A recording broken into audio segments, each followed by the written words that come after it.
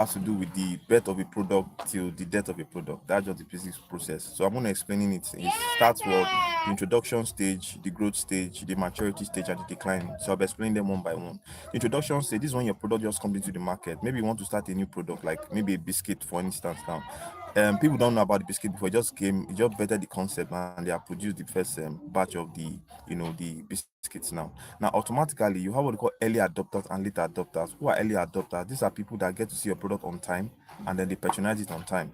The late adopters are those people that maybe at some point later they heard about the biscuit, they can't get about maybe the advertising has worked on them, and then they have this hype, they have heard about the hype about what you are selling, then they now come in and they patronize you. Those are the late adopters. So introduction stage is that stage where people get to know your products, they're letting you know it in the market for the first time.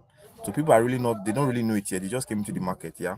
And the next stage is the growth stage. At this point, the growth stage has to do with people getting to know your product is getting gradual market acceptance. I mean, people are getting to know it small. They're getting to understand what you sell. You understand? That's the growth stage now. Automatically, that growth stage now, people are getting to buy your product, they're getting to know more about it in the market. Yeah. Then after that, you get to the maturity stage. The maturity stage, this is where people are this is when your guess where people break even in business. People have breaking even means there's no more profit, there's no they're breaking even basically means that you have been able to get the amount you've invested. You're not making profit, you're not making loss. That is the break even point, yeah. Then you have the declining stage where the product has gotten to the peak and people are tired of it and they don't want to patronize again. So you have to now produce another product. Now there's a caption here, there's a clause here, or there's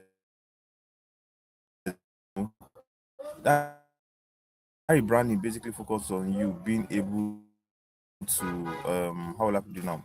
The rebranding helps you to make it look as if it's a new old product, but you change the wrapper. Let's say for instance, now the color of your maybe your packaging is you cannot change it to yellow and make it look as a new product. So you have captured the people at that point of maturity and keep on making sales. So that's a good sales strategy where you keep your product at that maturity stage and keep on rebranding it there. People start seeing it now begins to look like a new product where actually it's an old product that they just changed the wrapper and made it look nicer. If you like the podcast, please do not forget to like, share, and subscribe. And it's good to see you all. See you meet next time. Take